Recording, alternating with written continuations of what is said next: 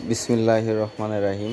আজকে আপনাদের সঙ্গে শেয়ার করব ইপসন L565 প্রিন্টার কাগজ টানে না। মোটা কাগজ এবং নর্মাল কাগজ কোনোটাই টানে না। এটা মূলত রুলারের প্রবলেম। নিচে একটা রুলার থাকে আর উপরে একটা। এই রুলারটা কিভাবে চেঞ্জ করবেন সেটা আমি আপনাদের ভিডিওর মাধ্যমে দেখাচ্ছি। যেভাবে আমি খুলছি